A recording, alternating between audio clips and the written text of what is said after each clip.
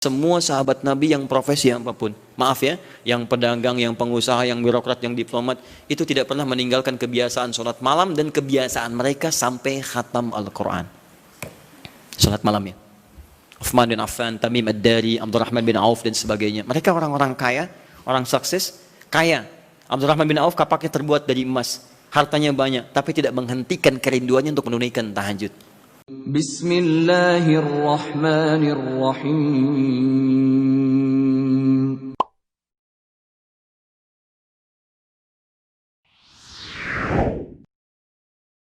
Bismillahirrahmanirrahim. Di pertemuan lalu kita telah bahas tentang jumlah rakaat salat malam. Kemudian di antara rakaat itu kita diberikan pilihan mana yang mau dipilih, silahkan, tidak ada masalah. Mau 11, mau 23, bahkan lebih daripada itu. Sekarang setelah diketahui jumlah rakaatnya, bagaimana cara menunaikannya? Baik. Hadis pertama, Abu Daud, nomor hadis 1369.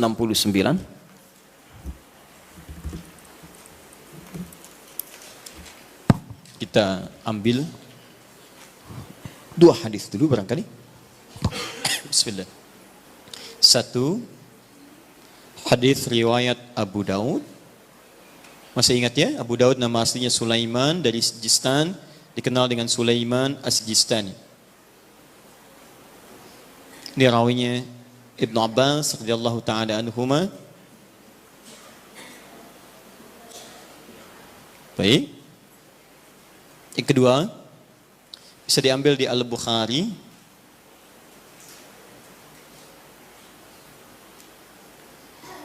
Nomor hadis dari 2008 bisa sampai 2012.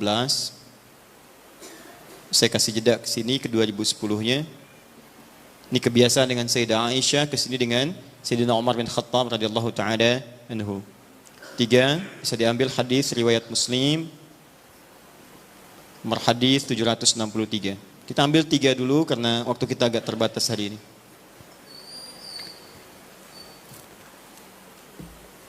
Baik, yang pertama kita lihat. Sekarang kita akan bicara tentang teknis atau cara menunaikan tahajud.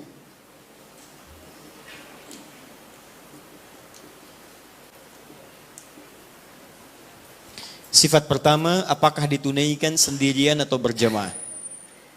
Ya. Apakah tahajud ditunaikan sendirian atau berjamaah?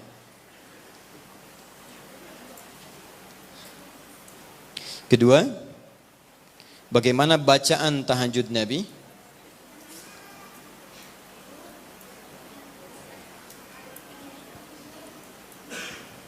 Terkait khususnya dengan surat apa yang dibaca Nabi saat tahajud. Kalau iftitah dengan Al-Fatihah kan kita sudah khatam insyaallah ya. Baik. Yang jadi persoalan terkait surat-surat yang dibaca Nabi dalam salat malamnya. Surat Al-Quran. Ini dulu yang kita ambil. Nanti kalau ini selesai, kita ambil nanti cara ruku Nabi seperti apa dalam tahajud. Karena agak beda saat tahajud dalam rukunya. Rukunya sama cara rukunya, cuma nanti ada kebiasaan yang tidak ditemukan di salat-salat tahajud dibandingkan dengan salat fardu. Ada sedikit perbedaan. Ya, termasuk nanti sampai ke sujud, sampai dengan ke salam. Ya. Ya, kita mulai bagian pertama. Bismillahirrahmanirrahim, tentang persoalan apakah salat tahajud ditunaikan sendiri atau berjamaah. Kita ambil hadis pertama di Abu Daud nomor hadis 1369. Hadis ini telah kami kopikan tentang dari awal pembahasan dan alhamdulillah saya hakul yakin sudah dibagikan ya. Mungkin sebagian yang datang pada kesempatan ini ada yang belum mendapatinya. Mudah-mudahan nanti kita tampilkan kembali untuk bisa dipahami dengan baik. Singkatnya adalah ketika Nabi SAW menginap di rumah istri beliau Sayyidah Maimunah, kemudian Ibnu Abbas radhiyallahu taala anhuma juga ingin menginap di rumah Sayyidah Maimunah. Setelah itu tujuannya untuk mengetahui kebiasaan Nabi. Ini Bapak Ibu, maaf ya, kalau saya harus sampaikan permohonan maaf di awal, kebanyakan orang belajar hadis itu seringkali melewati muqaddimahnya, pengantar hadisnya. Hanya langsung ingin tahu poin-poinnya aja isinya seperti apa. Padahal pengantar hadis itu memberikan inspirasi pada kita membentuk karakteristik seperti orang-orang baik di masa lalu. Jadi saya sarankan kepada Anda, kalau Anda belajar hadis, kemudian ingin Anda bahas, ada dua hal penting di hadis itu. Satu sanad, dua matan. Sanad itu adalah singkatnya silsilah periwayat hadis yang meriwayatkan hadis itu sampai pada kita. Siapa yang meriwayatkan hadisnya? Pelajari kenapa dia bisa meriwayatkan hadis, apa kebiasaannya. Yang kedua matan, matan itu isi hadisnya. Nah sekarang lihat baik-baik ya. Ibnu Abbas ini yang meriwayatkan hadis kita ini, yang sampai kepada kita. Siapa Ibnu Abbas ini? Ini masih kecil anaknya. Ya, anaknya Abbas. Abbas punya dua anak laki-laki, satu Fudail, kedua Abdullah. Abdullah ini ketika dilahirkan, suasananya lahir tumbuh di akhir-akhir kehidupan Nabi SAW. Jadi masih kecil. Nabi meninggal dunia wafat, usianya masih 13-14 tahun. Tapi ingat betul, Abdullah kecil ini diinvestasikan oleh orang tuanya untuk belajar pengetahuan dari Nabi SAW. Di Abbas ini visinya dalam, beliau itu pengusaha Pak. Pengusaha, sebelum masuk Islam itu ahli riba, rentenir pada saat itu. Bahkan riba yang dibebaskan pertama kali, ayat riba yang turun untuk membebaskan ribanya Abbas. Dibebaskan, begitu keluar dari jerat-jerat yang buruk itu, usahanya meningkat jadi kaya. Tapi hebatnya, status kekayaannya tidak melunturkan visi hidupnya untuk mendekatkan anaknya dekat dengan Nabi SAW. Jadi tidak menghalangi Anda boleh jadi direktur apapun silahkan. Direktur A, direktur B, pengusaha A, pengusaha B, nggak jadi masalah. Tapi masa iya sih dari sekian anak Anda nggak ada yang hafal Quran? Anda harus punya cita-cita. Nih saya bekerja di sini, saya belum hafal Quran, tapi anak saya dia mesti hafal. Anak Anda yang pertama ini penghafal Quran, yang kedua ahli hadis, ketiga ahli tafsir, keempat ahli fikih. Allahu Akbar. Begitu Anda mendapatkan kesulitan di rumah tentang hal tertentu, anak Anda solusinya di situ. Begitu mendapatkan masalah, kakak sini, apa ayatnya? Oh ini ayah, bla bla bla bla bla. Selesai. Masya Allah. Adik, hadisnya apa yang menguatkan ini? Ini ayah. Anmada kalau Rasulullah SAW. Selesai. Apa hukum fikihnya? Ini ayah. Masya Allah. Apa turunan tafsirnya? Ini abi. Masya Allah. Sudah. Ustadz nggak laku. Udah lengkap di rumah. Ya. Nah ini disiapkan oleh Abbas, anak pertama saya. Karena dia sudah dewasa, maka saya hibahkan untuk membantu Nabi. Makanya banyak kisah tentang sirah Nabawiyah wafatnya Nabi, itu hanya berhenti wafat di pangkuan Sayyidah Aisyah. Berwudu, sholat, di pangkuan Sayyidah Aisyah wafat. Tapi siapakah yang membawakan air wudunya? Fudail, kakaknya Abdullah. Beliau yang bawakan air wudunya. Berwudu Nabi kemudian dengan bejana itu. Dan itu sampai berkhidmat pada Rasulullah sampai di akhir hidupnya. Tapi yang kecil ini, langsung dihadirkan nuansa cinta kepada Nabi untuk mempelajari bagian kesolehan dan pengetahuannya. Ini tandanya seperti ini, maksudnya adalah, kata para ulama hadis, jika Anda memiliki anak-anak yang serupa, laki-laki atau yang sebagainya, kemudian menemukan orang-orang soleh sekitaran Anda, maka dekatkan anak itu kepada dirinya atau majlisnya. Hadirkan. Kami dulu waktu belajar terbiasa, di mana ada syekh, kita lazimi syekh itu. Sekalipun kami jadi pembantunya. Itu biasa. Bawakan tasnya. Begitu bawakan tas, di jalan kita tanya masalah hukum dan sebagainya. Kadang kami gorengkan makanan untuknya. Begitu digorengkan, selesai dihidangkan, itulah yang hadir dari lisan beliau. Kalau Rasulullah SAW, Rasulullah SAW bersabda, jika kamu menghidangkan makanan begini, wah datang kepada kita tuh. Diindah, jadi niat kita itu untuk belajar. Sama, ya dulu Ja'far As-Shadiq punya pembantu. Pembantunya sampai hafal Quran. Untuk memahami akhlaknya. Sampai tahu kebiasaannya. Tahu Anda kisahnya? Satu ketika kemudian datang seorang tamu, tiba-tiba dia bawakan air, begitu bawakan air terpleset, jatuhlah kemudian air itu, gelasnya kemudian airnya tumpah mengenai jubah tuannya. Begitu terkena jubahnya, wajahnya berubah. Dia tahu, kata pembantunya, Masya Allah, ini ahli surga nih. Ahli surga itu turun ayatnya. Quran surah Ali Imran surah ketiga, ayat 133 sampai 134. Kata pembantunya, wal kadhiminal ghaidha. Ahli surga sanggup menahan marah. Kata Ja'far, saya nggak marah. Pembantunya tahu, sekarang nggak marah, tapi mungkin belum tentu memaafkan. Teruskan ayatnya, wal afina 'anin nas. Dan Allah menyukai orang-orang memberikan maaf pada orang lain. Kata Ja'far, saya maafkan. Yang hebat yang ketiga, beliau tahu Ja'far punya kebiasaan untuk sedekah. 2000 dinar selalu ada dalam kantungnya. Kata pembantunya, Allahu yuhibbul muhsinin. Dan Allah senang pada orang-orang yang berbuat baik. Kata Ja'far, dikeluarkan 2000 dinar, saya berikan, sekarang kamu bebas, gak usah jadi pembantu saya lagi. Masya Allah. Luar biasa. Dan itu kisah-kisah itu banyak teman-teman. Anda bisa gali kisah-kisah yang bisa menguatkan iman kita. Jangan cuma cari bacaan-bacaan gak jelas tuh, ngapain? Main tiktok, gak ada kerjaan. Itu apa gitu? Saya aja bingung ada orang sampai ngerjain ini. Saya nggak tahu itu apa gitu ya. Cuma lihat di berita kok kenapa gitu. Dan nggak ada faedahnya. Kenapa sih? Kenapa nggak cari tentang kisah-kisah soleh orang dulu, terus praktekkan di rumah, bisa menguatkan iman kita. Nah, salah satunya Ibnu Abbas. Ibnu Abbas, jadi Anda, maaf ya, kisah ini kita tarik sebagai inspirasi. Kalau Anda sudah berkeluarga, coba di antara sekian anak itu mesti disiapkan. Ini mau jadi apa, ini jadi apa. Dan ada kebanggaan di akhirat nanti. Misalnya ini nanti yang pakaikan mahkota kami di akhirat. Saat kami pulang menghadap Allah. Siapkan, semua harus hafal Quran. Semua hafal Quran. Nanti spesifikasinya, ini ahlinya qiraat, ini hadisnya dan sebagainya.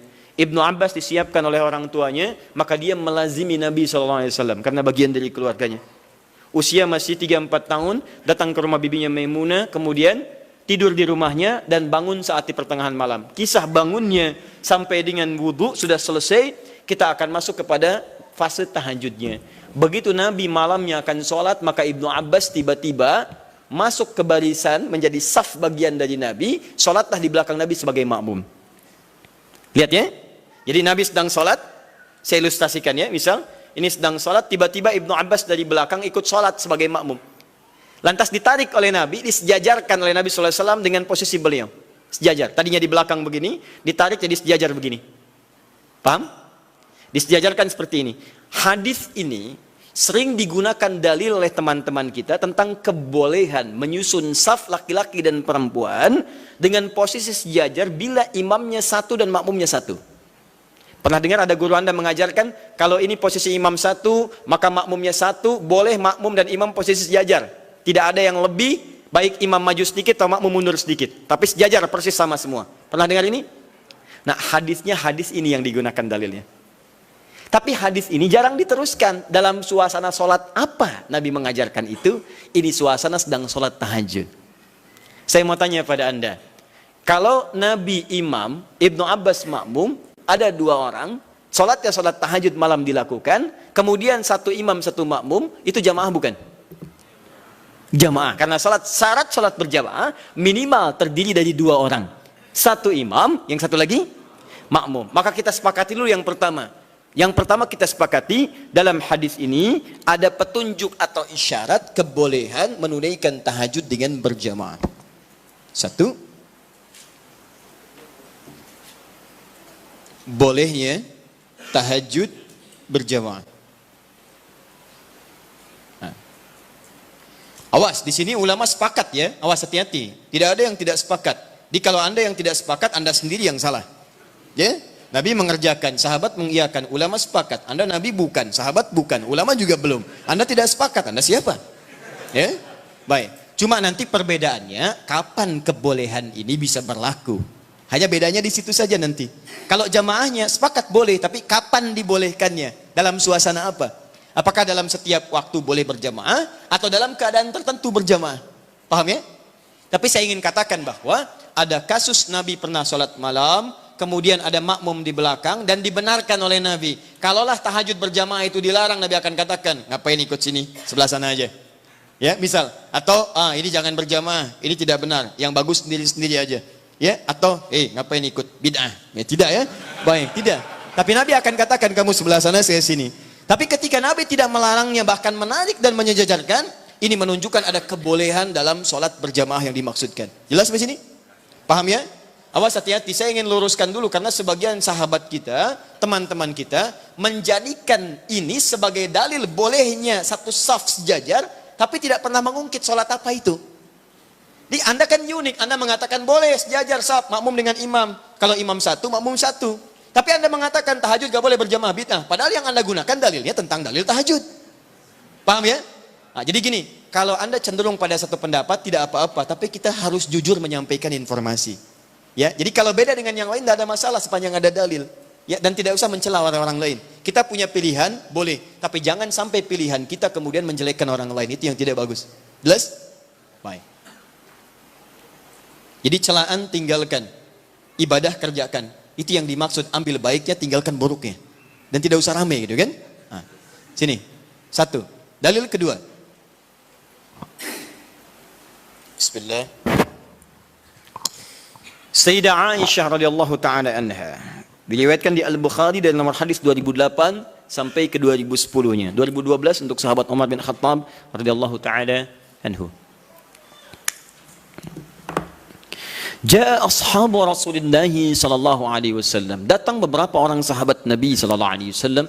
Fahum Abdullah bin Mas'ud radhiyallahu taala anhu, Hudzaifah al-Yamani radhiyallahu taala anhu, wa Ubay bin Ka'ab radhiyallahu taala anhu. Baik, datang beberapa sahabat Nabi sallallahu alaihi wasallam, di antara mereka adalah sahabat Abdullah bin Mas'ud, kemudian Hudzaifah al-Yamani, kemudian Ubay bin Ka'ab radhiyallahu taala anhum jami'an. Fasa'alu Sayyidatah Aisyah radhiyallahu taala anha.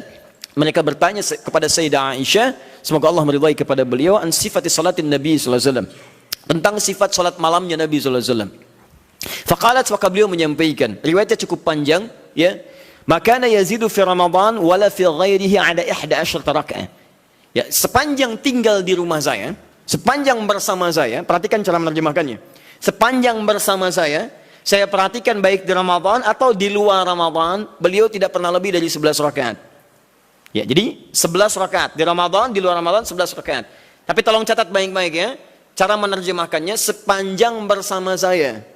Sedangkan Nabi, istrinya tidak hanya Sayyidah Aisyah.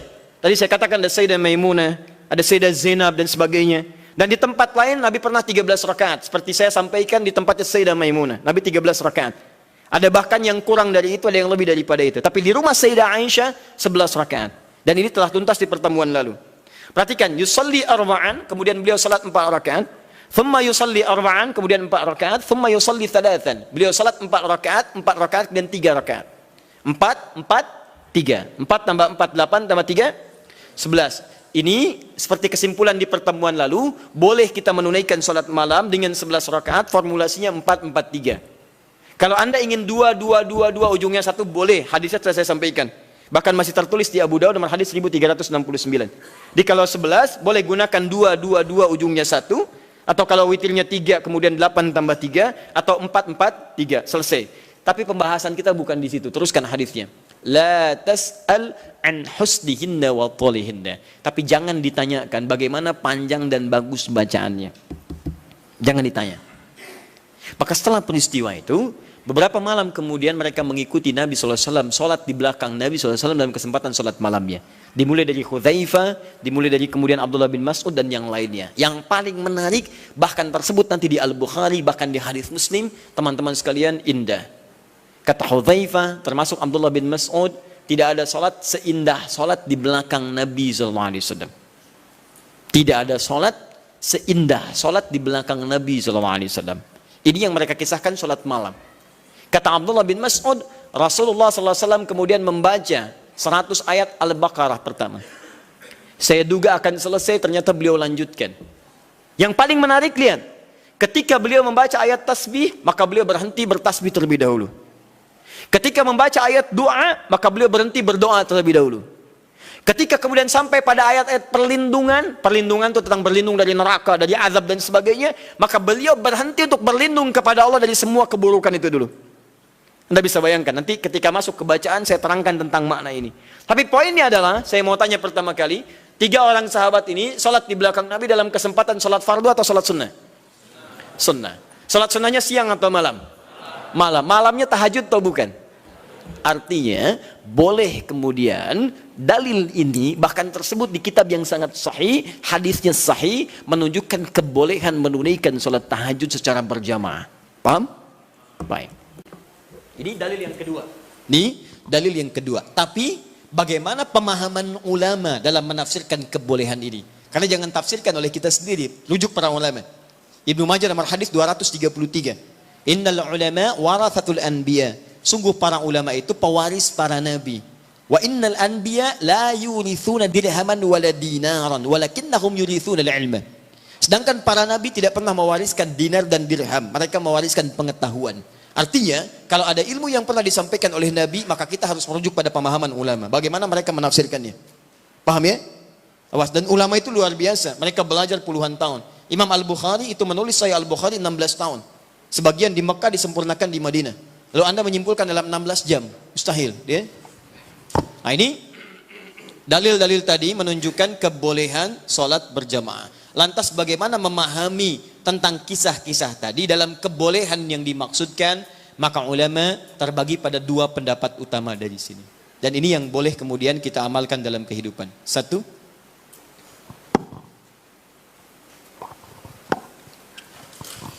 pendapat pertama menyampaikan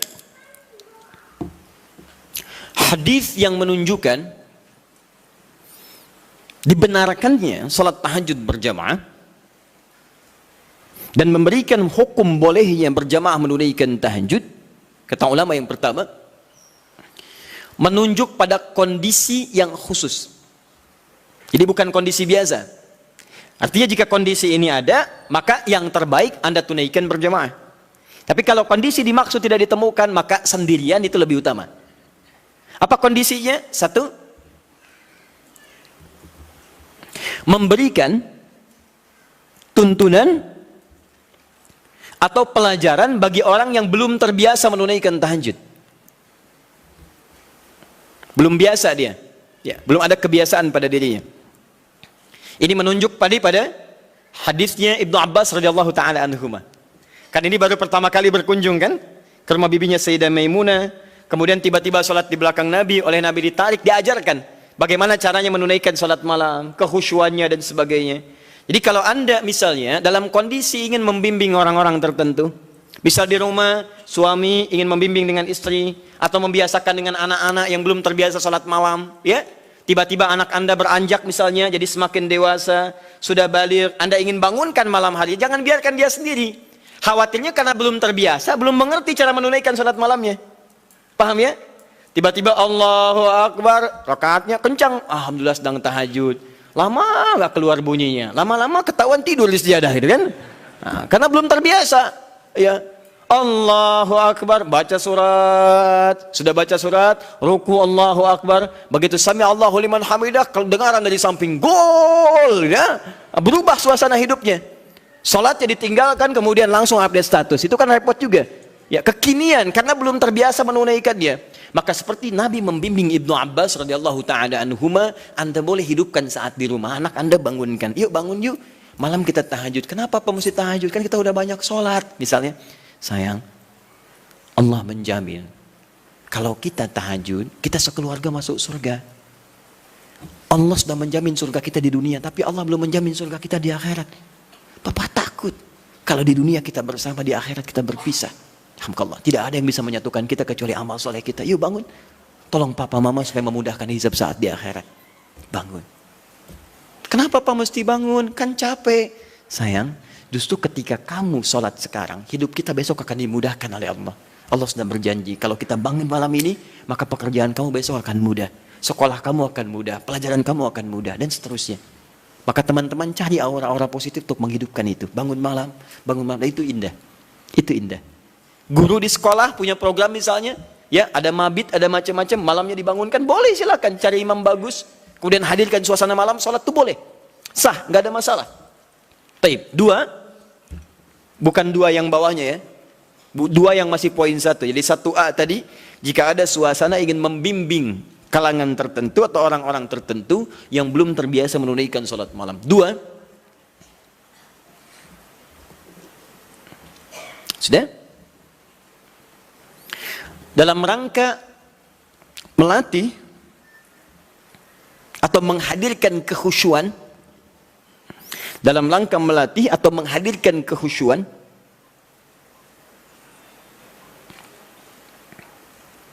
juga menyempurnakan hafalan Al-Quran.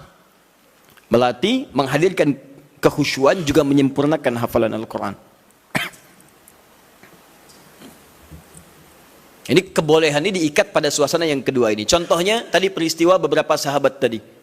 Ya, mereka biasa salat malam. Cuman ingin bertanya bagaimana salat malamnya Nabi. Ingin merasakan kekhusyuan tersendiri. Dimaksudnya pengalaman itu nanti bisa dibagi dengan sahabat lain ketika mengimami. Visi sahabat begitu Pak, Bu. Di sahabat-sahabat ini kadang ngejar Nabi supaya bisa diamalkan lagi dalam kesempatan lain. Misal Mu'adz bin Jabal itu ngejar Nabi. Bagaimana sifat salat fardunya. Begitu mendapati kebiasaan Nabi, Masya Allah. Begitu Mu'adz salat di belakang Nabi, Allahu Akbar. Salat isya'nya teman-teman sekalian, itu sampai Al-Baqarah 100 ayat. Baru kemudian selesai salam. Begitu mendapatkan pengalaman itu, Mu'adz kemudian pergi ke tempat beliau, jadi imam. Saat jadi imam, beliau imami persis sama dengan cara mengimami Nabi. Isya'nya Al-Baqarah, rakaat pertama 100 ayat. Rakaat kedua 100 ayat yang lainnya. Jadi selesai kemudian salat Isya 200 ayat paling minimal. Kadang-kadang selesaikan Al-Baqarah. Begitu lihat makmum ke belakang mulai berkurang. Kata Mu'adz, munafik nih orang-orang gak mau salat dengan saya. Karena tanda orang munafik salah satunya adalah malas menunaikan salat Isya dan salat subuh. Keberatan para sahabat yang disebut munafik oleh Mu'adz. Kami tidak munafik, diadukan pada Nabi. Begitu diadukan, Mu'adz dipanggil. Mu'adz, kenapa? Ya Rasulullah, saya imami mereka salat malam, salat Isya. Mereka tiba-tiba menghilang. Ada yang lemas, ada yang tidak ikut. Mereka munafik, bukan kata Anda munafik orang-orang malas salat Isya. Lalu ditanya oleh Nabi, kenapa kalian tidak ikut salat dengan Mu'adz? Ya Rasulullah, bukan kami nggak ikut, cuman kepanjangan. Kami udah kerja begini capek, diimamin begini, kami juga capek kan ya. Nah itu zaman Nabi sudah ada. Sudah ada sebagian seperti itu. Maka kata Rasulullah, kenapa Mu'adz kamu terlampau panjang? Kata Mu'adz, ya Rasulullah, saya akan ikut Anda. Anda ngimami saya begini, saya praktekkan. Tapi Nabi perhatikan, lebih pintar. Karena Allah berikan bimbingan. Ya Mu'adz, perhatikan baik-baik. Saya baca panjang, karena makmum saya itu kamu. Tapi kamu baca panjang, makmum kamu mereka. Tidak sama. Kalimat itu yang di copy paste oleh sahabat Ali bin Abi Thalib ketika kemudian disoal oleh masyarakatnya pada saat itu. Kata rakyatnya, Ali, kenapa pemerintahan kamu banyak masalah? Pemerintahan pada masa Utsman tidak begini. Umar lebih bagus daripada ini. Abu Bakar lebih bagus lagi. Pemerintahan kamu banyak masalah. Kata Ali, waktu Abu Bakar, Umar, Utsman, rakyatnya saya. Tapi waktu saya, rakyatnya kalian. Itu masalahnya. Paham ya? Baik. Nah, yang tiga sahabat tadi, Abdullah bin Mas'ud radhiyallahu taala anhu, kemudian Ubay bin Ka'ab dan Hudzaifah al-Yamani, itu mencoba merasakan kehusyuan salat di belakang Nabi supaya aura khusyuk itu bisa dipraktekkan sekalipun sedang salat sendirian. Berapa lama sih salat Nabi itu? Berapa panjang? Penasaran kok disebutkan panjang aja, jangan tanya panjangnya. Saya pengen ikut. Berapa lama sih? So, seperti apa bacaannya?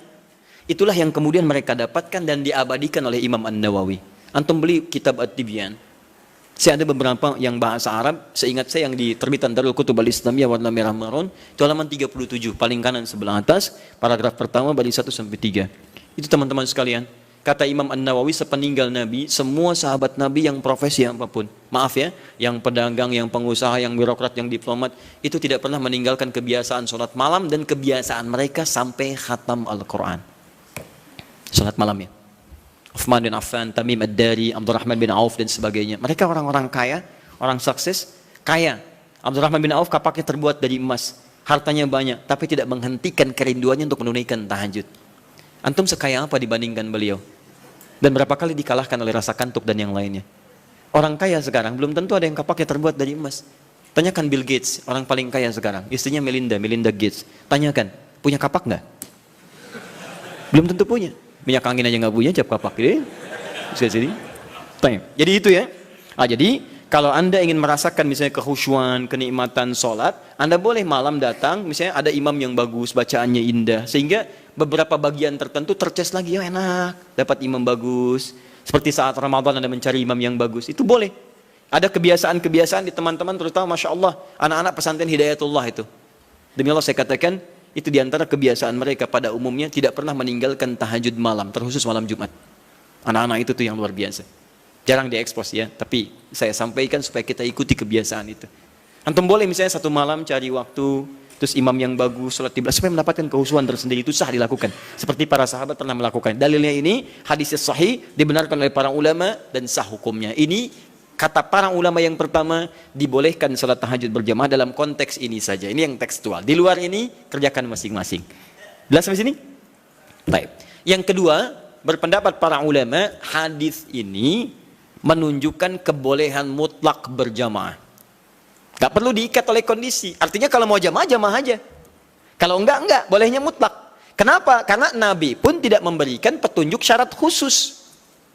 Nabi tidak pernah mengatakan, boleh tahajud kalian kalau ada keperluan aja, atau kalau ingin menghadirkan kehusyuan. Kalau tidak ya sudah, nggak usah. Maka ulama yang kedua mengatakan sepanjang tidak dikhususkan, maka jangan jadikan yang umum itu kemudian ditakhsis jadi hukum umum, jadi hukum khusus. Di yang kedua mengatakan dari sini tahajud boleh mutlak berjamaah. Artinya kalau ingin jamaah, jamaah. Kalau tidak, nggak apa-apa. Paham sampai sini? Jadi kalau yang pertama mengikat dengan dua kondisi tadi, kalau tidak ada itu nggak usah berjamaah.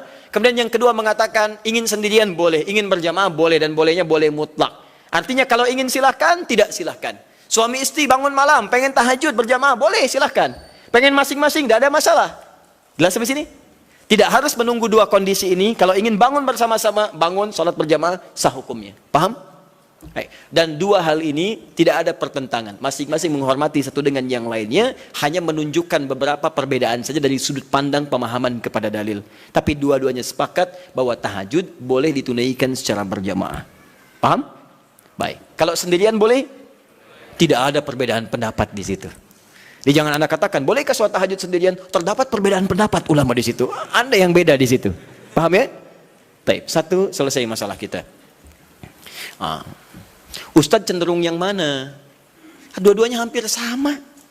Apa yang mau didebatkan? Dua-duanya hampir sama.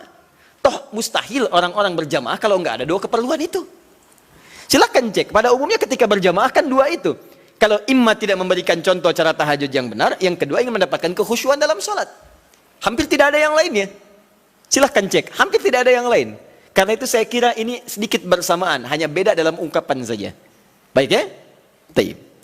At-tasmiyah la yughayyirul musamma. Beda nama kadang-kadang tidak menunjukkan perbedaan dari objek yang dibicarakan. Apa bedanya gedang dengan pisang? Sama, beda.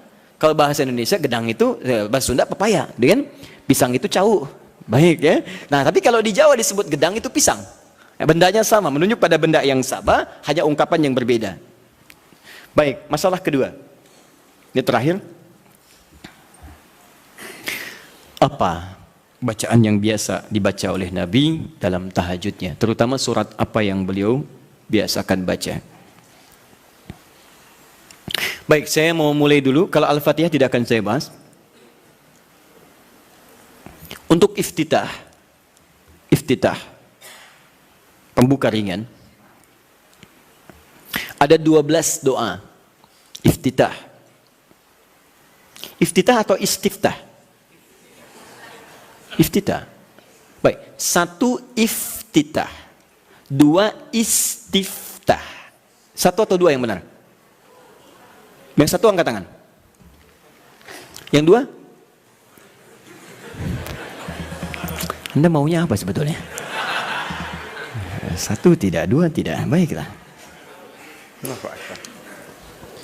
Alhamdulillah, hari ini spesial.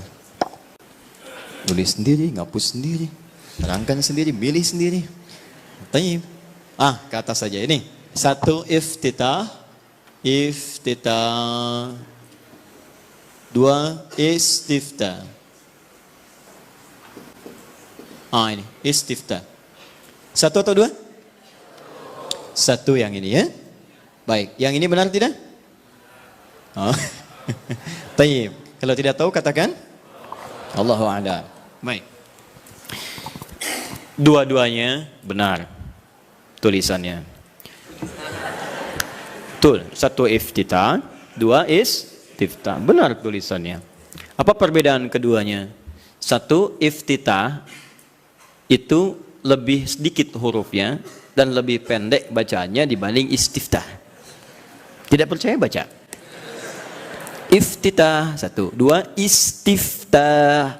Lebih banyak mana hurufnya, satu atau dua? Dua. Panjang mana? Sekarang kita pakai menggunakan ilmu bahasanya, ilmu lughah. Kaidah berkata, ziyadatul mabna tadullu ala ziyadatil ma'na. Ketika hurufnya bertambah, maka menunjukkan maknanya pun lebih luas.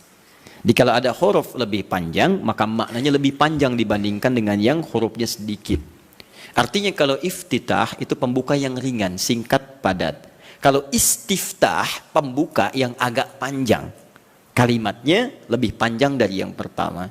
Nah, Bapak Ibu sekalian, doa pembuka dalam sholat sebelum Al-Fatihah itu ada 12 jenis, 12 ragam. Ada yang pendek, ada yang panjang. Ada yang pendek. Ada a'udzubillahi samil alim minasyaitonir rajim min hamazihi wa nafthihi wa nafthihi. Sudah selesai. Allahu akbar kabira, walhamdulillahi katsira, subhanallahi bukratan wa asila. Selesai. Awas hati-hati ya. Nanti kita belum hapus nih. Nanti kalau sudah saya katakan hapus, nanti insyaallah akan dihapus. Khair insyaallah. Semoga Allah ampuni dosanya. Saya harus tulis lagi. Baik.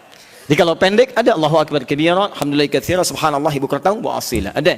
Yang panjang ada. Allahumma ba'id baini wa baina khataayaya kama ba'adta bainal masyriqi wal maghrib. Allahumma naqqini minal khataaya dan seterusnya. Misal ada lagi yang wajjahtu wajhal ladzi fataras samawati wal ard dan seterusnya. Itu panjang. Ya. Allahumma ya rabb Jibril wa Mikail, itu panjang. Jadi kalau panjang disebutnya istiftah. Kalau pendek disebut iftitah. Itu penting dipahami dulu nanti, karena dalam kitab-kitab fiqih kadang disebut iftitah, kadang disebut istiftah. Kita mesti paham. Nah, sunnahnya di mana ini ditempatkan? Kapan baca yang iftitah pendek, kapan baca yang panjang? Maka saya sampaikan pada Anda, kebiasaan Nabi kalau beliau sholat dalam situasi yang sedang dikejar oleh aktivitas yang lain, misal safar atau kondisi mendesak, maka beliau tidak pernah membaca yang panjang-panjang, singkat. Allahu Akbar kabir, alhamdulillah katsiran, subhanallahi bukratan wa asila. Selesai. Kalau Anda baca wajah itu setelah itu artinya dua doa digabungkan jadi satu. Jelas ya? Tayyib. Kalau kemudian Anda bacakan a'udzubillahi samil alim minasyaitonir rajim min hamazati wa nafthihi wa nafthihi, selesai. Pendek, itu yang iftitah. Jadi kalau Anda dalam salat-salat di qasar, saat safar, jangan baca yang panjang-panjang. Salatnya aja di qasar, kenapa iftitahnya dipanjangin? Kadang bahkan enggak dibaca sama sekali. Kadang bahkan nggak dibaca sama sekali, seperti dalam salat tarawih, lebih pendek lagi, ya. Jadi dan seterusnya. Di teman-teman itu penggunaannya. Kalau dalam salat-salat fardu baca yang menengah, Allahumma ba'id dan sebagainya. Tapi dalam salat malam, apalagi dalam salat sendirian, yang kekhusyuan terjadi antara pribadi dengan Allah, tersambung dengan Allah Subhanahu Wa Taala, maka Nabi seringkali memilih yang panjang dalam iftitahnya. Maka dipilihlah kemudian yang istiftah. Allahumma ya Rabb Jibril wa Mikail dan seterusnya. Atau yang wajjahtu wajhal ladzi fataras samawati wal ardh hanifan musliman wa ana minal musyrikin dan seterusnya. Itu panjang. Itu boleh. Bacakan, pilih yang paling panjang sehingga ada getaran-getaran pada jiwa, ada semacam warming up. Kita lebih tersambung dulu sebelum membaca surat-surat yang lainnya. Ini koreksi ya bagi diri saya pribadi dan juga pengingat bagi Bapak Ibu sekalian. Maaf sebesar-besarnya. Ada sindiran halus dalam Quran tapi begitu tajam maknanya.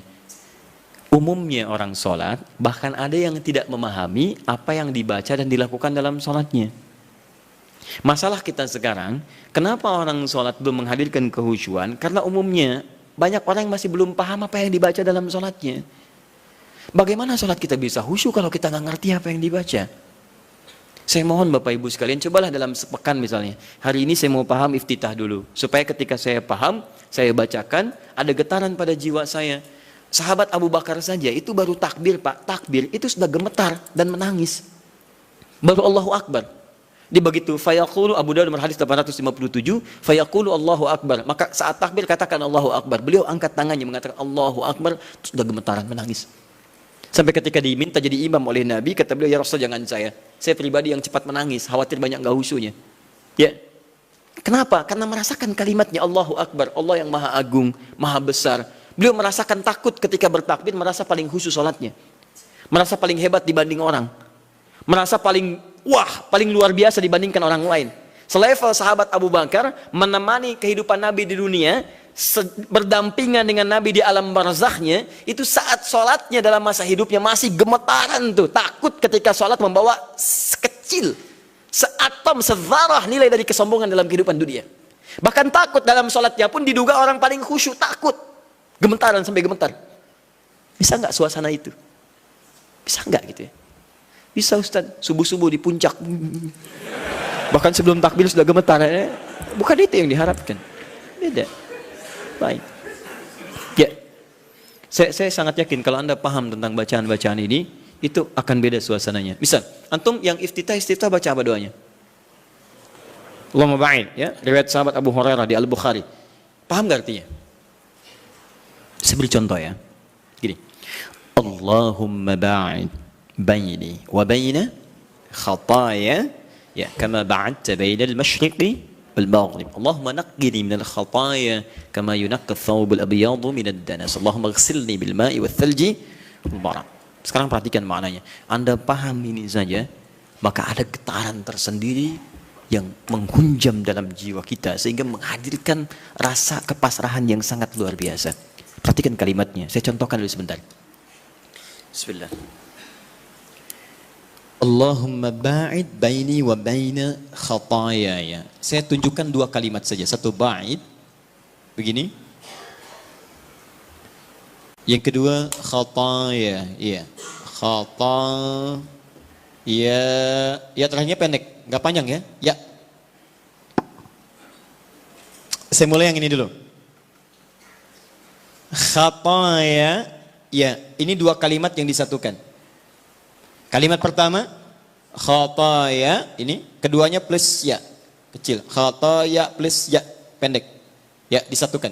Kalau ini saya naikkan ke atas, saya tuliskan dulu begini, khataya. Ini jama' dari kata khata'un. Jama' ini ada dua, satu akhta'un. Akhta'. Yang kedua khataya. Perhatikan. Apa artinya khata? Artinya salah. Yang berpeluang memiliki dosa. Khata, salah. Ada di antara kita yang tidak punya salah? Boleh angkat tangan? Saya langsung pulang. Ya, beliau lebih berhak menyampaikan tausiah. Tapi ada yang hari ini kesalahannya sedikit? Yang banyak? Sangat banyak, saking banyaknya nggak bisa angkat tangan, gitu kan? Baik, sekarang ganti. Ada yang ingin masuk surga, boleh angkat tangan? Saya doakan dipercepat. Baik. Alhamdulillah. Baik. Yang surganya Firdaus boleh? Angkat tangan. Baik, ini info aja ya, info. Nabi Adam berbuat kesalahan sedikit sekali, sedikit. Nyicipin buah khuldi, keluar dari surga. Antum ngaku salah banyak, pengen masuk. Maka kita harus punya amalan lebih daripada apa yang pernah kita lakukan dari kesalahan. Khata ini salah, sekali salah.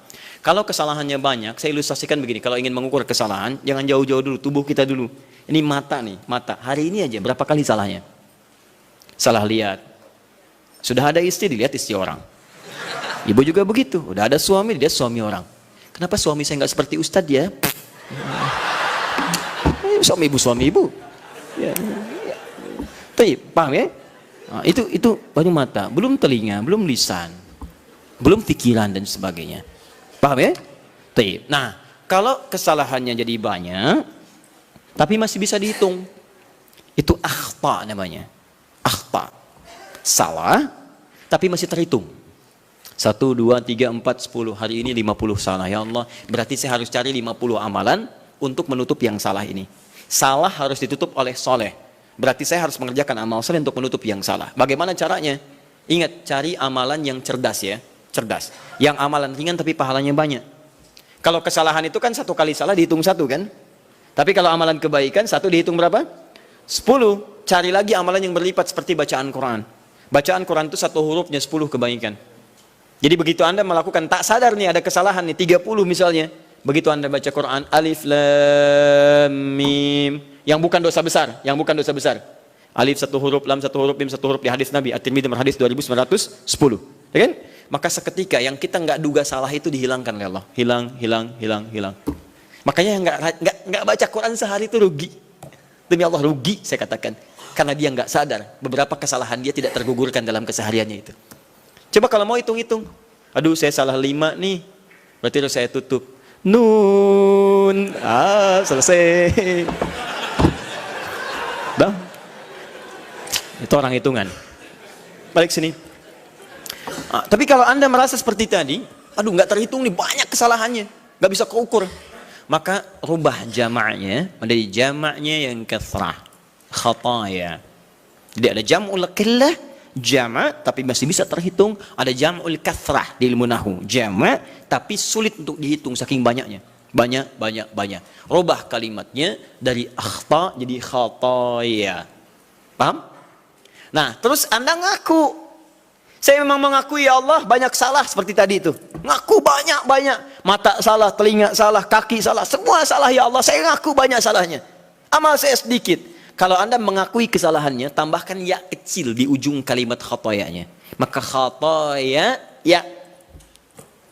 Jadi kalau kalimat itu disatukan khataya ya, maknanya saya mengakui saya banyak salahnya. Nah, kalau Anda ingin dihapuskan, dijauhkan dari kesalahan itu sejauh-jauhnya, maka Sesuatu yang dijauhkan sejauh-jauhnya bahasa Arabnya ba'id. Ada tasydid ba'id, ada pakai alif ba'id. Kalau tasydid begini, ini di ilmu lugah ya, ba'id ada tasydidnya ini. Itu artinya jauhkan tapi masih kelihatan. Oleh ya ba'id sa'an nih. Teman-teman tolong jauhkan jam itu dari saya. Anda jauhkan misalnya, tapi saya masih lihat, itu pakai tasydid ba'id. Tapi kalau sudah pakai alif, ba'id, itu artinya jauhkan sejauh-jauhnya sampai saya nggak bisa lihat lagi. Perhatikan kalimatnya. Teman-teman, ketika Anda mengatakan Allahumma ba'id baini wa baina khataya ya kama ba'adta bainal masyriqi wal maghrib. Bagaimana cara menerjemahkannya? Ya Allah, saya akui di salat ini bahwa saya banyak berbuat salah. Saya akui ya Allah. Saya akui. Tapi saya mohon dengan sifat-Mu yang maha pengampun, tolong jauhkan saya dengan kesalahan-kesalahan ini sejauh-jauhnya. Saya nggak pengen lihat lagi sampai kiamat. Karena sekecil apapun kesalahan kita, itu akan ditampakkan. May ya'mal mithqala dzarratin khairan yarah, wa may ya'mal mithqala dzarratin syarran yarah. Yang baik ditampakkan, yang buruk pun diperlihatkan. Dia Anda katakan dalam salat, saya ngaku saya salah ya Allah sebelum salat ini. Saya ngaku, saya banyak salahnya. Tapi Engkau maha pengampun, saya mohon ya Allah, jauhkan dari saya nggak pengen lihat lagi sampai kiamat, mohon ya Rabb. Jauhkan seperti Engkau jauhkan antara timur dengan barat yang tidak pernah bertemu. Maka saya pun tidak ingin bertemu lagi dengan kesalahan-kesalahan saya nanti. Itu poinnya. Makanya kalau Anda kaitkan lagi dengan tips sholat khusyuk dalam Quran. Kan di Quran itu, di Quran surah kedua, ayat 45 sampai 46. Orang khusyuk itu merasa bahasa singkatnya, saat akan sholat, mungkin itu sholat terakhir bagi dia. Wa annahum ilaihi raji'un. Ya, dan mungkin saat itu dia akan kembali kepada Rabbnya. Makanya kata para ulama, kalau Anda ingin sholatnya khusyuk, mungkin bayangkan saat itu saat sholat terakhir Anda, mungkin diwafatkan dalam keadaan sujud. Nah, itu paling indah. Kita tidak menduga kapan dan suasana apa kita meninggal. Saya lihat beberapa hari ini dikirim video, Masya Allah, ada yang sedang berdiri, tiba-tiba merasa sesuatu, terus dia sujud, terus tidak bangun lagi. Dan kita tidak tahu dalam suasana apa kita akan wafat. Mau sholat meninggal dalam keadaan sujud? Nanti asar ya? Masya Allah. Sini belum selesai. Ini ya. Tapi Masya Allah. Itu pun kalau meninggal, kalau tidak ya bukan pilihan. Tapi kita bisa memilih dalam keadaan apa kita wafat. Kita tidak bisa mengetahui kapan kita wafat, tapi kita bisa menyiapkan diri dalam suasana apa kita wafat. Kata para ulama, kalau Anda ingin selalu baik, maka rasakan dan bayangkan saat terfikir berbuat maksiat, rasakan seketika Allah akan mewafatkan Anda pada saat itu. Maka demi Allah Anda akan dijaga dalam kebaikan. Antum kembali ke kantor sekarang, ada yang ngajak korupsi misalnya, disogok, bayangkan saat disogok Anda wafat. Apa tidak malu Anda ikut ta'lim, ikut ini, wafat dalam keadaan menerima sogokan? Ketika Anda ingin menghujat orang lain lewat tulisan, lewat kata-kata, bayangkan saat menghujat Anda diwafatkan. Ya, apa tidak malu ikut ta'lim tiap waktu tapi diwafatkan dalam keadaan mencela orang lain? Sayang. Nah, maka itu yang saya katakan, ba'id, Anda paham itu saja, satu saja, maka Anda rasakan, ya Allah saya banyak salah. Bagaimana kalau saat ini sholat terakhir saya? Dalam sujud ini wafat saya masih membawa kesalahan, mohon ya Allah, saya mohon ampuni saya, jauhkan saya dengan kesalahan-kesalahan yang pernah saya lakukan. Seperti Engkau jauhkan dari timur dengan barat. Ini yang menjadikan sahabat Abu Bakar belum mengucapkan ini saja sudah menangis terseduh. Dan kita ada di mana? Nah, dalam sholat malam, cobalah pahami itu. Nah, dalam sholat malam Nabi lebih banyak membaca yang panjang-panjang, seperti yang wajah tu. Itu indah. Kenapa dibaca yang wajah tu? Salah satu yang roba Jibril, roba Mikail. Kenapa yang dibaca itu? Karena sholat malam itu, waktu malam hari, buka Quran surah ke-73 ayat yang ke-6. Karena waktu malam itu, waktu yang paling tepat untuk menyentuh jiwa kita. Bacaan-bacaannya lebih menghunjam kepada jiwa. Inna nasyi'atal laili hiya ashaddu wat'aw wa aqwamu qila. Sungguh bangun malam, sholat malam itu ashaddu wat'a, lebih menyentuh kata-katanya kepada jiwa kita. Wa aqwamu qila, dan kalimat kita itu lebih meresap pada jiwa. Nggak percaya silahkan Anda bangun malam ya, bandingkan dengan sholat siang, itu lain khusyuknya. Akan terasa nikmat malam. Kalimat-kalimatnya cepat menyentuh pada jiwa kita. Makanya mencari kalimat-kalimat, doa-doa, bacaan-bacaan yang sentuhan ke jiwanya lebih dalam. Wajjahtu wajhiya lilladzi fataras samawati wal arda hanifan muslima wa ma ana minal musyrikin. Duhai Allah, malam ini aku bangun, ku hadapkan sepenuhnya diriku ya Allah, ku pasrahkan kepadamu penguasa langit dan bumi. Aku berjanji tidak akan musyrik selama hidup ya Allah. Inna salati wa nusuki wa mahyaya wa mamati lillahi rabbil alamin. Duhai Allah, sungguh salatku malam ini, semua ibadahku, hidupku, atau Engkau wafatkan aku di malam ini. Wa mamati. Atau Engkau wafatkan aku di malam ini. Saat Anda bangun malam jam 2, terus ada kalimat itu Anda ucapkan dan Anda paham artinya. Atau engkau wafatkan aku di malam ini ya Allah. Lillahi Rabbil Alamin. Hamba ikhlas. Kalau itu sudah ketetapanmu Tuhan penguasa alam. La syarika lahu bidzalika umirtu ana minal muslimin. Dan saya ikrarkan mulai hari ini ya Rabb, saya tidak akan berbuat dosa-dosa apalagi musyrik. Dan seperti itu saya diperintahkan, saya komitmen mengerjakan hamba yang terbaik. Wa anna minal muslimin. Dan kalau saya diberikan kesempatan untuk hidup esok hari atau sekarang saya wafat, saya berjanji akan jadi orang Islam yang lebih baik lagi. Saya akan makin patuh. Makanya kalau orang baca iftitah atau istiftah dengan bacaan ini dan tidak lebih baik setelah sholat, ada yang salah dengan kata-katanya. Tapi itu indah saat dibacakan di malam hari. Cobalah malam bangun, hadirkan suasana itu, baca dengan baik, dan itu nyaman ke jiwa kita. Ya, kita lebih butuh kalimat-kalimat itu untuk menyentuh jiwa dibanding kesibukan. Sekarang malam itu dibuat seperti siang.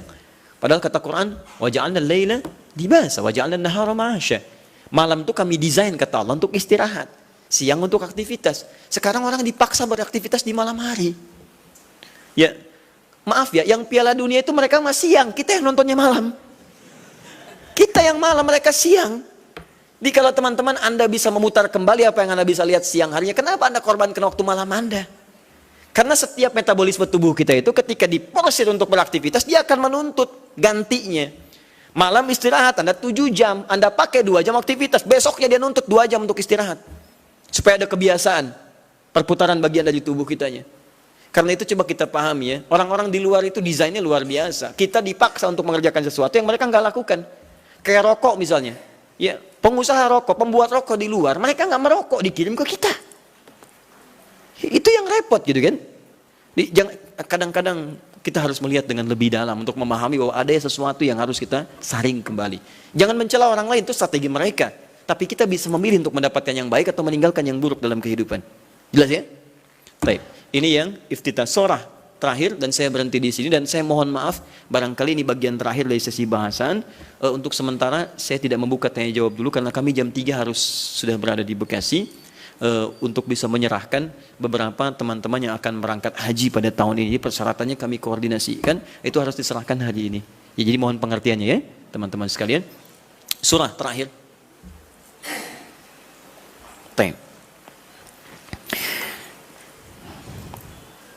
Surat apa yang dibaca oleh Nabi? Secara singkat, ada tiga jenis surah yang umumnya dibacakan oleh Nabi SAW dalam kesempatan salat malamnya. 3 jenis surah. Alhamdulillah. 1, surat yang ringan. Surat yang ringan. Saya tidak katakan pendek ya, tapi ringan, ingat baik-baik. Surat yang ringan yang diisyaratkan bagi para pemula yang menunaikan salat tahajud. Surat yang ringan yang diisyaratkan bagi para pemula dalam menunaikan salat tahajud. Contoh dalilnya Quran surah Al-Muzammil surah 73 ayat 20. Faqra'u ma tayassara minal Quran. Bacalah yang ringan-ringan dari Quran yang Anda hafalkan. Ringan. Ya. Berapa ringannya Nabi? 100 ayat Al-Baqarah. Oh, sampai kaget di luar. 100 ayat. Kadang-kadang beliau baca 10 atau 11 ayat terakhir surah Ali Imran. Ya. Dalam satu rakaat.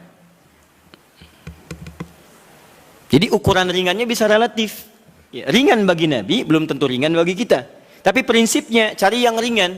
Misal begini, tadi kan maaf ya ibu bapak, Nabi kan tadi pernah salat di belakangnya ada sahabat kecil namanya siapa, masih ingat? Ibnu Abbas. Itu kan masih kecil, balik aja belum. Ya, mau dinaikkan surat yang panjang susah. Makanya dibaca yang ringan. Pada saat itu riwayat yang muncul ketika salat di belakangnya Ibnu Abbas itu Ali Imran 10 ayat terakhir. Ya, bahkan dari 11 ayat terakhir yang inna fi khalqis samawati wal ard dan sampai ujung ayatnya. Ya, ringan. Maka dari itu ketika Anda misal mendidik anak salat malam, bangkit di malam hari tiba-tiba dia ikut, jangan baca yang panjang-panjang. Anak Anda 5 tahun bangun, lihat Anda salat, mama salat, pengen ikut, Allahu Akbar. Ya Allah, alhamdulillah anak saya ikut, mumpung ikut Al-Baqarah. Akhirnya kesan pertama bagi dia, salat malam itu sulit. Di begitu Anda melihat anak Anda ikut misalnya yang kecil atau misalnya yang besar tapi belum biasa berdiri lama, peringan sholatnya. Wadduha. Sehingga ada merasa enak dia. Oh, ternyata sholat malam itu nggak panjang-panjang. Cuman ad-duha. Besoknya alam nashrah, lebih pendek lagi. Besoknya al-falaq. Masya Allah, naik lagi. Tadinya ikut 2 rakaat, besoknya 4 rakaat, 6 rakaat. Begitu 11 rakaat, stabil mulai. Al-Baqarah, Ali Imran, An-Nisa. Karena dia akan bertanya, mah bosan kok ad-duha terus, cari yang lain dong. Anda naikkan. Al-Baqarah ya, gak apa-apa. Bismillah, naik. Dan itu indah. Itu indah, paham ya? 2. Sudah? Surah yang tersusun dalam Al-Quran, surah-surah yang tersusun dalam Al-Quran secara tertib dengan tujuan mengulang yang dihafal atau memperbanyak yang dibaca. Dengan tujuan mengulang yang dihafal atau memperbanyak yang dibaca. Kalau yang tadi yang ringan-ringan, sekarang justru terbalik. Panjang. Jadi panjangnya ini diurutkan. Jadi kalau ada yang sudah hafal Quran, maaf ya, sudah hafal, maka jangan tinggalkan tahajud. Ciri penghafal Quran itu nggak meninggalkan tahajud. Nah, dalam tahajudnya, dia mendesain sholatnya itu untuk mengulang hafalan. Itu yang dikerjakan para sahabat. Bahkan ada yang semalam 30 juz. Ada yang semalam misalnya 1 juz dulu. Saya target 30 malam, misal 30 juz. Tiap malam 1 juz. Boleh. Silahkan sekarang Al-Baqarah juz pertama. Ya, dari Al-Fatihah sampai Al-Baqarah 141, misalnya kan? Kemudian malam keduanya 142 sampai 253. Teruskan lagi 252. Selanjutnya 253 sampai Ali Imran, terus An-Nisa sampai 30 malam 30 juz dia selesai. Itu boleh. Ya. Atau misalnya semalam 5 juz, boleh. Karena tidak. Ya, jadi kalau Anda sudah terbiasa menghafal Quran, sehari bisa 5 juz, Bu, Pak. Ya, mengulangnya itu, usahakan ulang. Jadi subuh 1 juz, zuhur 1 juz, asar 1 juz, maghrib 1 juz, isya 1 juz. Kalau tidak mau capek dibagi 2, setengah juz sebelum subuh, setengah juz setelah subuh. Terus sehari 5 juz, mulai hari Sabtu, hari Ahad 10 juz, Senin 15 juz, Selasa 20 juz, Rabu 25 juz, Kamis 30 juz, Jumat berdoa kepada Allah. Khusus berdoa, tidak mengulang. Jumat itu doa minta, ya Allah, Engkau minta salat, saya salat. Engkau minta menghafal, saya menghafal. Engkau minta mengulang, saya mengulang.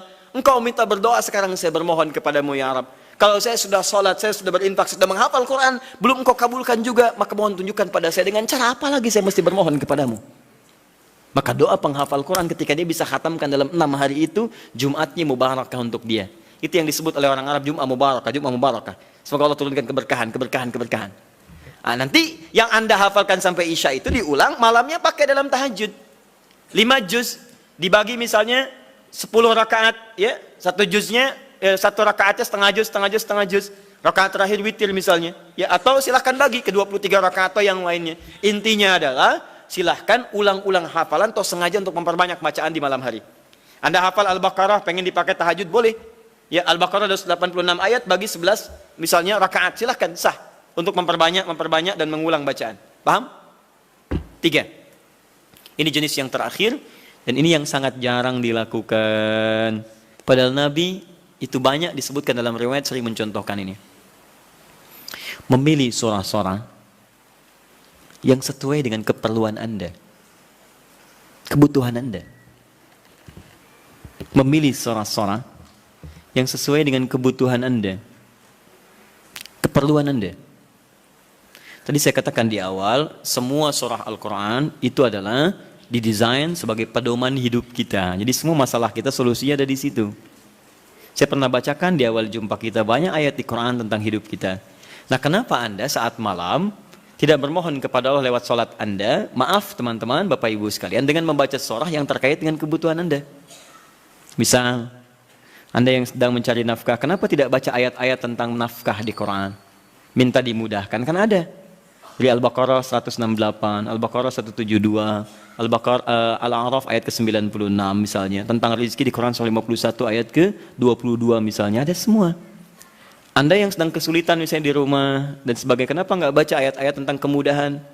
ya mudah urusan rumah. Misalnya Quran surah keempat, ayat 34, 35, gitu kan? Kalau ada persoalan, minta kepada Allah solusinya. Kemudian ada di Quran surah ke-65 ayat 2 sampai 3 tentang masalah-masalah yang umum.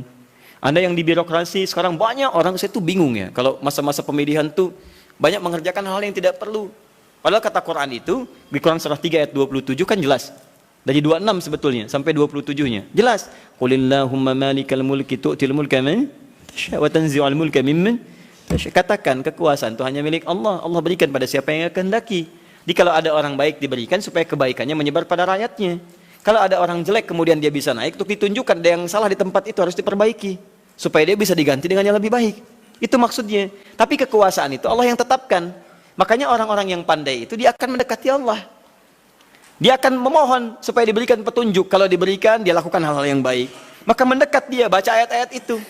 Sebetulnya kepala-kepala yang calon pilkada, calon pemimpin dan sebagainya, calon kepala daerah dari mulai yang ringan sampai yang besar, kalau dia paham tentang ayat itu, dia bangun malam, dia minta petunjuk kepada Allah. Itu titipan. Karena kalau cuma jadi pemimpin, Fir'aun pun pemimpin. Tapi kepemimpinan Fir'aun diabadikan bahkan dalam Al-Quran sebagai contoh, karena itu belum tentu mengantarkan dia ke surga. Hati-hati. Ada orang diberikan kedudukan, dengan itu dia bisa ke surga. Ada orang diberikan harta, dengan itu dia bisa ke surga. Ada orang diberikan pengetahuan, bekal itu untuk ke surga. Ada orang yang hanya diberikan tenaga, karena itu yang membuat dia ke surga. Bilal mendapatkan tenaga, dengan itu dia pakai adzan. Ali mendapatkan pengetahuan, dengan itu dia pakai berdakwah. Baik, sebagian sahabat mendapat kedudukan, di antara mereka ada Umar bin Khattab. Ya dipakai untuk mengantarkan ke surganya. Yang harta benda seperti Abdurrahman bin Auf. Tapi jangan lupa, ada Fir'aun yang pernah mendapatkan kedudukan, diberi contoh, tapi tidak bisa mengantarkan ke surganya. Ada Qarun yang ketika dia punya harta hanya dipakai foya-foya. Jadi kalau orang sekarang hanya ingin ikutan foya-foya, dia ketinggalan, telat dia. Keduluan Qarun. Katakan pada orang kaya, ya ibu-ibu sosialita misalnya, yang cuman gosip datang macam-macam. Kalau cuman begitu, katakan terlambat. Sejak zaman Nabi Yusuf sudah ada sosialita yang cuman gosip. Kumpul-kumpul, katanya di sini ada orang ganteng ya, sampai kejebak kan situ. Oh tuh, emang dia nggak tahan. Yusuf keluar, begitu keluar, wah mahadza basyarin hadza illa malakun karim. Ini sih bukan manusia, ini malaikat yang sedang menyamar. Ganteng-ganteng Nabi. Oh, orang sekarang ganteng-ganteng serigala. Digosipin lagi. Tuh, udah ada kasusnya banyak. Jadi untuk apa kalau cuma kumpul-kumpul nggak ada kerjaan, harta dibanggakan, cari ayatnya. Begitu Anda dihadapkan pada suasana itu, baca, malamnya bangun, sujudnya lamakan, sholatnya pilih yang sesuai. Teman-teman yang mau menikah, ya, yang belum ada jodoh misalnya, kan cari ayat-ayat supaya Allah bimbingkan. Ya, calon-calon yang bagus. Kalau laki-laki pasti perempuan calonnya. Cari ayat perempuan-perempuan yang baik, atau sebaliknya. Ada Quran 51 ayat 49, gitu kan? Ada Quran surah 49 ayat ke-13, gitu kan? Ada kalau mendekat ke pernikahan, Quran surah 30 ayat 21. Anda ingin samara, tapi ayatnya nggak pernah dikaji. Ya, walaupun istri Anda calon yang namanya samara, tapi kalau nggak pernah dibaca ayatnya, mustahil baca. Quran surah 31 ayat 30 ayat 21 baca. Yang belum nikah, ya. Orang bilang jomblo, nggak apa-apa. Anda jomblo fisabilillah, ya. Berusaha untuk mendapat yang terbaik. Jomblo dibagi 3, jomblo fisabilillah, jomblo syariah, dan jomblo sengketa. Ya. Nanti kita bahas lain waktu lah bagi yang belum menikah. Baik, jomblo sengketa itu pilihannya banyak tapi belum bisa menentukan, ya, sehingga jadi persoalan. Kenapa jadi ke situ? Jadi itu intinya ya, itu intinya. Cari, kalau belum bisa, cari indeks-indeks ayat-ayat Quran, di indeks-indeksnya apa, pelajari itu, dan contohnya banyak di hadis-hadis Nabi Sallallahu Alaihi Wasallam atau amalan-amalan para sahabat. Bahkan Nabi Zakaria ketika salat di mihrabnya Maryam itu, apa yang beliau baca dalam salatnya? Beliau memohon supaya diberikan karunia keturunan. Qala rabbi habli min ladunka dzurriyyatan thayyibah innaka sami'ud du'a. Quran surah 3 ayat 38 sampai 39. Apa yang terjadi? Begitu dibacakan itu turun jawaban dari malaikat, kamu akan punya keturunan. Dijawab langsung. Ya Anda ini bagaimana keperluannya pengen proyeknya lancar, yang dibaca minal jannati wan nas. Qul a'udzu birabbin nas, qul a'udzu birabbin nas. Ya susah dikabulkan, proyek banyak gangguan, jin lagi yang datang, kan? Sudah ya? Cukup dulu ya? Saya kira cukup dulu untuk hari ini pembuka. Nanti saya tidak bisa berjanji, tapi saya mengusahakan sebaik yang saya bisa lakukan. Pertama, untuk pertemuan yang akan datang, kemungkinan, wallahu a'lam, tapi nampaknya kami akan berangkat tahun ini untuk berhaji dengan beberapa rombongan para penghafal Quran. Mohon doa semoga dilancarkan, semuanya baik. Tapi tentunya dengan kepergian dan keberangkatan kami, artinya itu barangkali akan menjadikan pertemuan kita sesi di bulan depan, barangkali untuk sementara kita berlibur. Tapi libur itu bukan berarti kosong dari taklim, karena saya akan berikan PR pada Anda yang akan saya cek di pertemuan setelah saya pulang dari haji. PR-nya adalah pengulangan dari yang sebelumnya. Setiap yang hadir, insya Allah menghafal 11 ayat terakhir surah Ali Imran. Siap? Siap ya? Sudah hafal? Baik. Kenapa ramai di belakang? Kok PR-nya sama Ustadz? Karena belum hafal sampai hari ini. Baik, sudah ya? Satu itu. Yang kedua, jika ada pertanyaan terkait, nanti malam ini kami ada AQS Al-Quran Sunnah Solution langsung dari Bekasi. Itu insya Allah nanti kita buka malam hari nanti untuk meneruskan tentang fikih haji. Bagi yang akan berhaji, Anda boleh simak kajiannya, atau yang belum berhaji Anda juga bisa menyimak, atau yang telah berhaji bisa menyimak untuk indikator keberhasilannya. Nah, kemudian berita yang ketiga, insya Allah kami akan mengadakan manasik akbar bagi siapapun yang ingin belajar tentang manasik haji. Bagi yang sudah, yang akan berangkat atau yang belum. Kemungkinan waktunya Sabtu yang akan datang lagi, tanggal 21 pagi hari. Ya, nanti kami akan update kembali waktunya. Tempatnya di Bekasi, kami siapkan miniatur dan seterusnya. Yang terakhir ini yang paling penting, kami sudah siapkan, insya Allah kita sedang menyiapkan betul, mungkin tanggal yang sesuai kami akan launching tentang syiar Al-Quran. Kami akan membuka pusat Al-Quran, ya namanya At-Taisir Learning Center, pusatnya di Bekasi. Tapi nanti kami akan membuka kesempatan bagi teman-teman sekalian, termasuk pemirsa dimanapun Anda berada, di seluruh wilayah Indonesia, bahkan di luar negeri, jika ingin membuka kemudian dari turunan-turunan itu, komunitas misalnya yang tersambung ke tempat kami, itu silahkan kami perkenankan, nanti kami kirimkan silabusnya, bahan pendidikannya, dan juga turunan-turunan mushafnya. Nanti ada 3 program, pertama pengentasan buta baca Al-Quran, mushafnya kami siapkan, tahun ini kami cetak 125.000, besar. Kemudian yang kedua ada untuk pendalaman makna Al-Quran, bahkan dari perkata, kami juga cetak 125.000 eksemplar. Dan yang ketiga untuk menghafalkan Qurannya dengan metode At-Taisir. Kita akan kemudian korelasikan dan lingkarkan ke seluruh wilayah-wilayah khususnya di Indonesia. Nanti teman-teman yang siap untuk ikut, nanti boleh nanti buka komunitas saja, tempatnya nggak usah diwakafkan. Anda aja yang rawat itu semua, nanti kita linkkan ke tempat kami, kita kirimkan kurikulum dan kita berikan pelatihan-pelatihan. Itu kelas pertama. Launching kelas kedua, insya Allah dalam pekan ini akan dilaunchingkan kelas Quran, kelas kehidupan Quran, yang pernah kami sampaikan dulu. Itu nanti ada kelas dokter, kelas pengusaha, kelas macam-macam, itu ada di situ. Dan itu akan menurunkan ayat-ayat Quran sesuai dengan profesi. Misal Anda yang mahasiswa, apa saja ayat-ayat bimbingan dalam belajar, nanti ada kelasnya khusus, Anda akan dididik tentang turunan makna Al-Quran, tentang bagaimana cara belajar sesuai dengan petunjuk Quran dan Sunnah. Ya, misalnya yang dokter silahkan, dokter nanti masuk kelas dokter, itu dibagi sub lagi. Nanti ada dokter tentang jantung. Kemarin kami sudah diskusi dengan dokter jantung, hasilnya hebat. Ya, apa kaitan zikir dengan suasana jantung? Beliau uji sampai beliau cek. Ada alatnya, Pak. Alatnya kecil ya. Dan kami sudah diskusi. Jadi beda. Bahkan beliau cek lintas agama.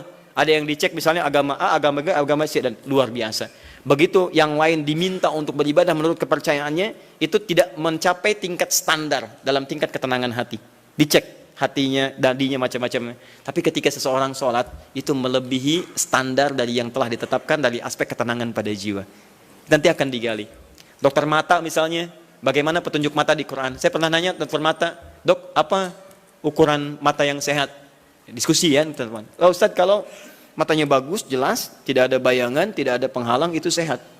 Saya bilang, saya banyak temukan yang seperti itu, dok. Sehat, bagus, gak pakai kacamata, tapi dia gak bisa bedakan mana sendal dia, mana sendal orang lain. Itu kenapa?